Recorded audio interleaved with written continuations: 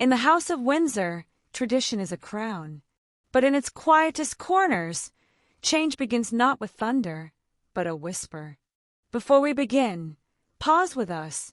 What you're about to witness is not a scandal, not a spectacle, but something far more powerful, a quiet transformation that's reshaping the heart of the British monarchy, one choice, one voice, one act of empathy at a time. If you're drawn to real stories of courage, leadership, and emotional truth, then you're in the right place. Subscribe to our channel now and join us as we uncover how William and Catherine are turning legacy into something living, breathing, and deeply human.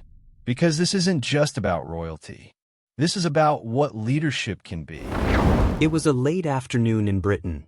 The skies, dull and expectant. Rain lingered on rooftops like a question yet to be asked. And inside palace gates, stillness. Not the ordinary kind, but the kind that hums with unspoken tension. For weeks, quiet signs had whispered of a shift. Schedules rearranged. Appearances postponed. Faces that once smiled for the press now turned inward, reflective. Royal watchers could feel it. Something was brewing. Then, at exactly 6 p.m., the royal website, usually reserved for tradition, offered just 13 words. A formal statement will be released by the royal household this evening. That was it. No context. No signature. No crest. But across Britain, and soon the world, breath caught. Was the king abdicating?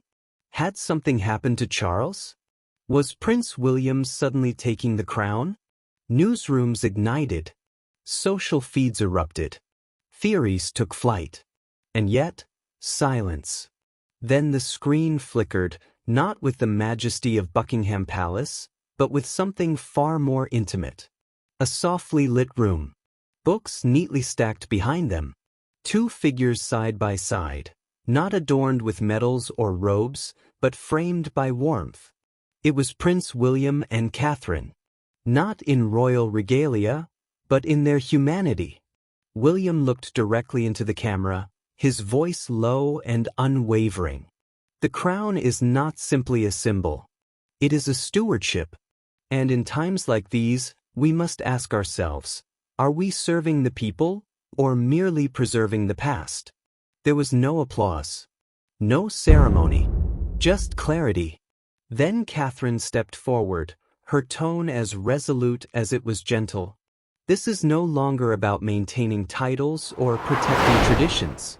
It's about restoring trust, about building a monarchy that reflects not just the past, but the people. The statement that followed was neither a resignation nor a coronation. It was something more daring, a reorientation of what it means to rule. Together, they announced a shift in how they would serve, not with inherited fanfare, but with intentional presence. No more scripted pageantry. No more symbolic distance. Only empathy, accountability, and a focus on human duty.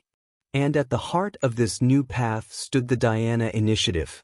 Spearheaded by Catherine herself, this wasn't just a charitable foundation. It was a living legacy.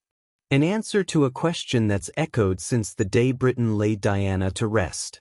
Will anyone carry forward her truth? Catherine's answer came not with trembling words, but with anchored conviction. Her story did not end with her death.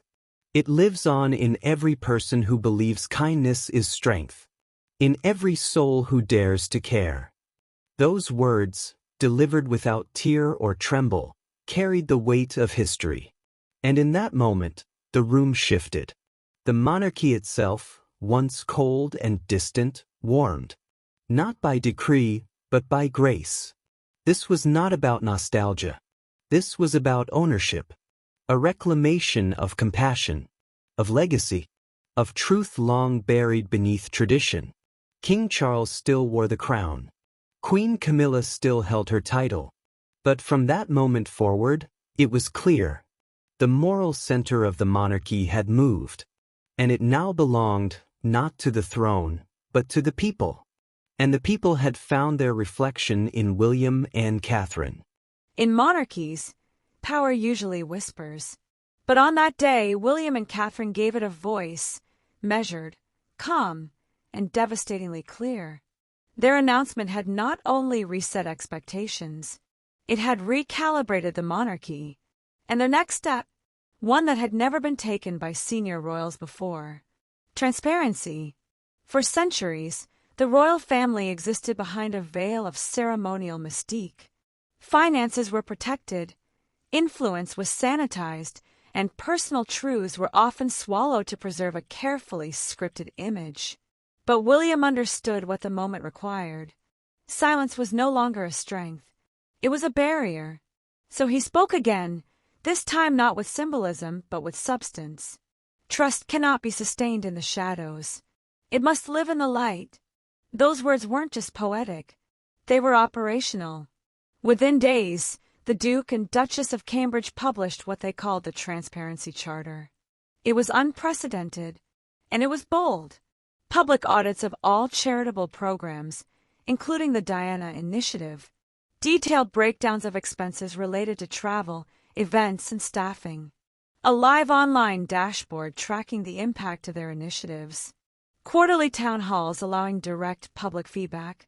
For the first time in modern royal history, the people weren't just spectators. They were participants. The response was swift and profound. Journalists marveled at the level of openness. Academics called it a blueprint for modern monarchy. Royal followers across the globe applauded it as the future they had long hoped for. But inside the palace, the silence was deafening.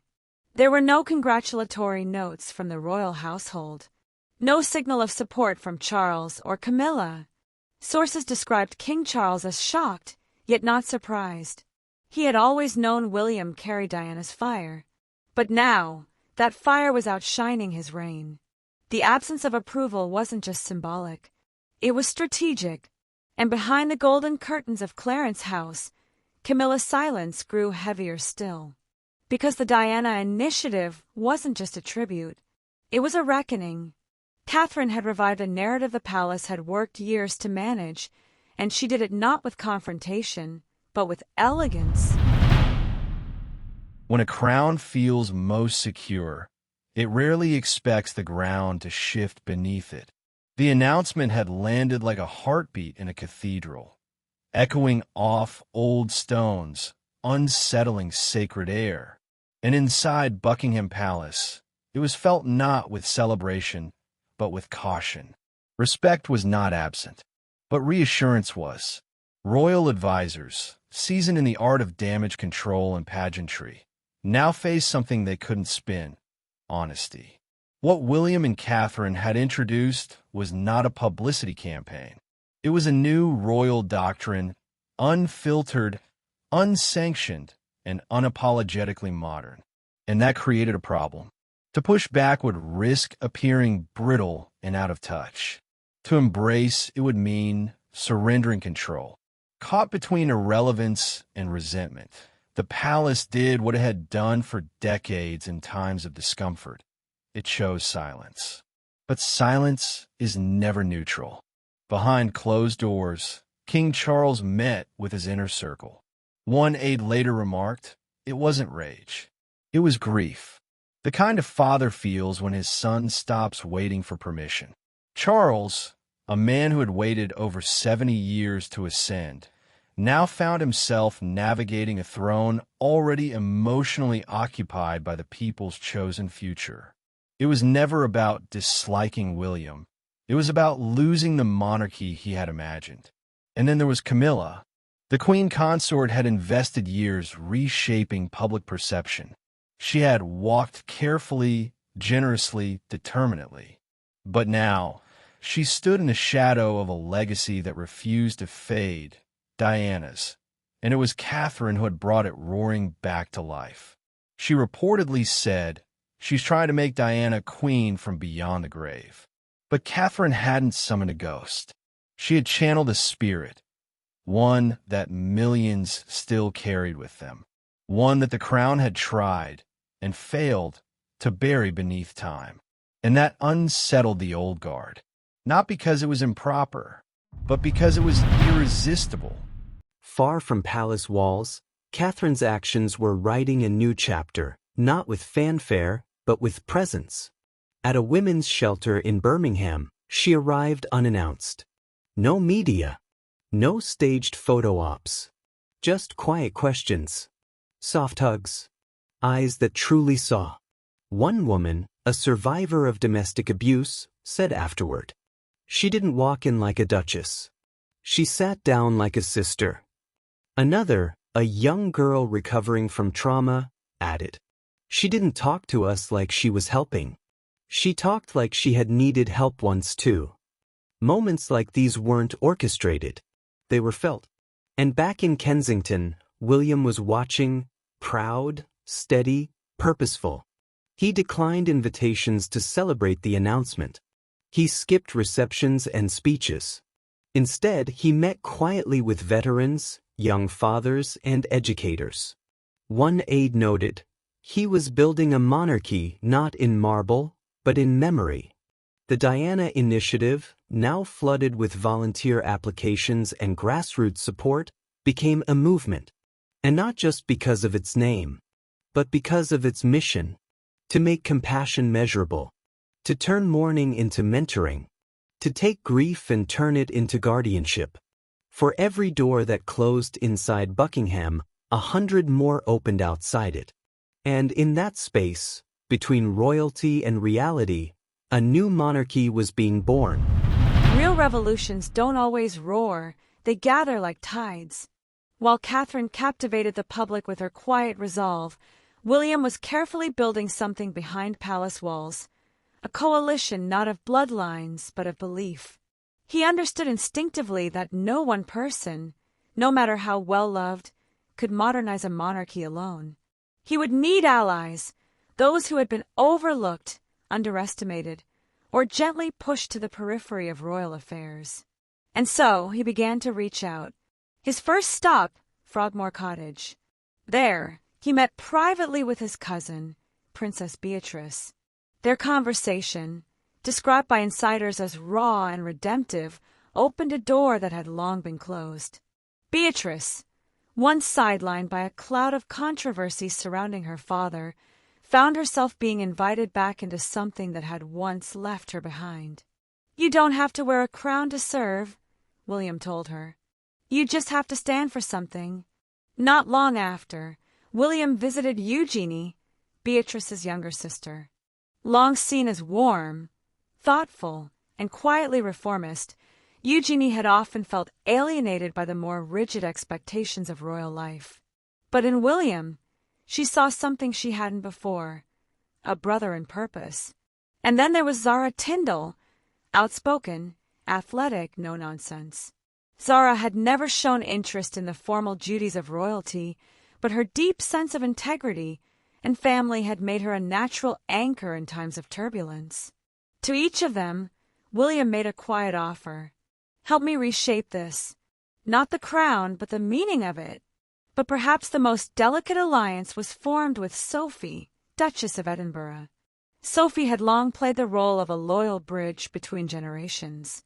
Diplomatically sound, emotionally intelligent, and deeply respected, she became a sounding board for both William and Catherine. William's respect for her was visible. Catherine's trust in her was evident. Together, this group, Beatrice, Eugenie, Zara, Sophie, became the quiet spine of a new order. They met not in ballrooms, but in libraries. Not over silver trays, but across kitchen tables. What they were building had no titles, only intention. It was Beatrice who once remarked in a private note, "We're not a new royal family. We're just trying to be a better one." While Charles and Camilla continued fulfilling ceremonial roles, ribbon-cutting and attending state dinners, the heart of the people slowly began shifting its loyalty. Because what this quiet alliance offered wasn't performance. It was presence. Their initiatives didn't make front-page headlines every day, but they filled the inboxes of charities, the halls of hospitals, the hearts of those who had long stopped looking to the monarchy for help. And that more than any formal declaration, marked the real transition of power. Not all power wears robes. Sometimes it walks quietly through grief and listens to broken hearts. By now, what William and Catherine had sparked was no longer a ripple. It was a tide, reshaping centuries-old perceptions about what it meant to lead, to serve, and to belong to something greater than oneself. The monarchy had always drawn its power from history, its continuity, its spectacle, its lineage. But William and Catherine were showing something different.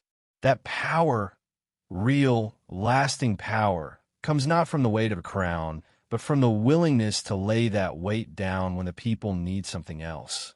When Catherine hosted a televised town hall in Cardiff, it didn't feel like an event. It felt like a moment. Gone were the formalities, the carefully scripted dialogue. She stood on the same floor as the audience. No podium, no crown, just presence. "We're not here to rule from above," she said softly. "We are here to walk beside. And if we forget that, we become unworthy of the people's trust." The room fell into silence, not out of obligation, but awe. It wasn't the words alone. It was that Catherine meant them, deeply. And in that vulnerability, the public saw the strength of a queen who had not yet been crowned. Shortly after, William turned down an invitation to deliver a keynote at an international summit, opting instead to visit a small school for children dealing with grief. There were no reporters, no cameras, just William and 30 young students, some of whom had lost parents. "They don't need a prince," one teacher said later. "They need someone who understands pain." And he did. These weren't royal duties. They were acts of service that transcended royalty. And the public began to see it too. In polling across the UK, approval ratings for William and Catherine soared to unprecedented levels. But more than numbers, it was the words that came with them. They feel like us. They lead with heart. They make the monarchy feel human again. Meanwhile, the Diana initiative expanded. It partnered with global health organizations. It opened a new mental health support hub in Manchester. It launched a campaign focused on dignity in motherhood. Catherine, in a quiet ceremony with no press allowed, visited the new wing dedicated to domestic abuse survivors. There, she left a handwritten note beside a memorial tree. "To the women who chose courage over silence, we see you. We stand with you." And that is what this new chapter was becoming. Not leadership from a throne, but from a place of shared pain, healing, and hope. At a time when the world was growing weary of perfection, William and Catherine offered something rarer: sincerity. And sincerity, as it turned out, was stronger than spectacle. You can inherit power, but you must earn trust. As the dust settled from the initial announcement and the glow of the Diana Initiative illuminated lives across the nation, something unprecedented began to emerge from the quiet corridors of Kensington Palace. A new kind of royal authority. One that didn't command. One that didn't distance. One that listened. This was no longer about who would wear the crown next. It was about who was already wearing the weight of public expectation, and doing so with grace. And the world took notice. Charitable organizations across the UK and beyond began redirecting their invitations, not to Buckingham Palace, but to Kensington. Schools requested visits not from reigning figures, but from William and Catherine.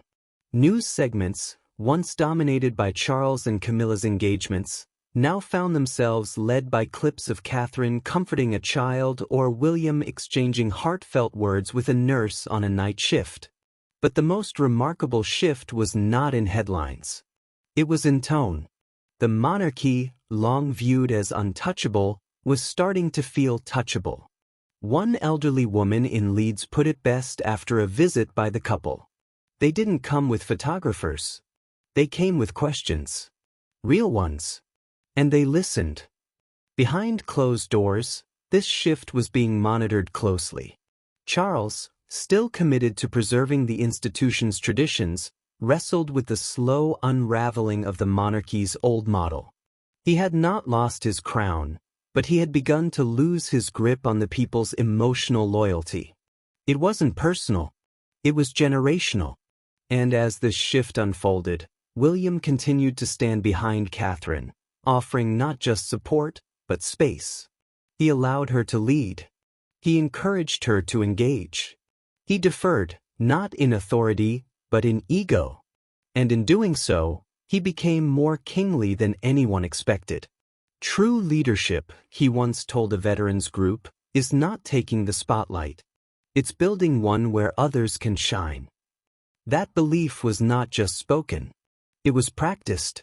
From hosting intimate grief circles to initiating one-on-one meetings with charity leaders, the couple began to formalize something quietly powerful, a new code of monarchy rooted in empathy, service, and shared humanity. Gone were the stiff protocols. Gone were the filtered royal press releases that once dictated tone. In their place, letters written in Catherine's own hand, surprise visits, personal phone calls, moments that felt real because they were. They didn't try to reinvent royalty. They reconnected it. In a world of spectacle, they offered sincerity, and the people gave them something priceless in return: trust. The further William and Catherine leaned into authenticity, the more the public leaned in with them. No longer content with symbolic ribbon cuttings and choreographed ceremonies, people began to crave something deeper, a monarchy that could feel, weep, celebrate, and grow alongside them. And that craving was being answered. Catherine returned to Manchester to open a new wing of a children's hospital, one named in honor of young patients who had passed away. She met with families privately. She sat at children's bedsides without media present. In one room, she reportedly stayed for nearly an hour with a grieving mother who had lost both her children in a house fire. No words were released from the palace. No press statement followed. Only the mother's words, later shared in a support group. She didn't tell me it would get better. She just held my hand and cried with me. Moments like these became the new face of royalty. Quiet, gentle, honest. William, too, deepened his efforts, not through global forums or international interviews, but through small, persistent acts. A school for refugee children, a fatherhood initiative in Glasgow, unplanned visits to counseling centers for first responders. One former firefighter recalled, "He didn't make a speech. He asked how I was sleeping. That's what got me." It wasn't just public service. It was public presence. Their growing bond with the people began reshaping the very definition of monarchy, not as a divine institution, but as a shared inheritance. Not something to be idolized, but something to be invited into. And the public reciprocated. When Catherine fell briefly ill and postponed a handful of appearances, thousands of handwritten letters arrived at Kensington. Not from organizations, from ordinary people. A girl in Liverpool who said she missed her invisible friend. An elderly man in Bath who called her the only reason I trust the crown. A single mother in Essex who wrote, "You make me feel seen." It was no longer just admiration. It was emotional allegiance. Meanwhile, polls showed a growing number of citizens expressing a remarkable sentiment. They didn't care who held the throne. They cared who held their hearts. And that space was already occupied. History doesn't always choose the loudest voice. It chooses the truest. As the echoes of William and Catherine's quiet revolution continued to ripple through the fabric of Britain, a final truth emerged, not within palace gates, but within people's hearts. They were no longer just heirs to a throne. They had become something more powerful, more enduring, symbols of possibility. In schools across the UK, children didn't just learn about Queen Elizabeth's reign. They asked questions about Catherine's words on kindness and William's visits to those who fell forgotten. In global forums, Catherine was no longer introduced as a duchess. She was introduced as a humanitarian, a leader, a voice for the voiceless. And William, once dubbed the reluctant prince, was now the compass for a modern crown, not seeking applause, but always showing up. This wasn't an ending. This was a handoff, not of titles, but of trust. The monarchy had not been overthrown. It had been reclaimed by the people for the people.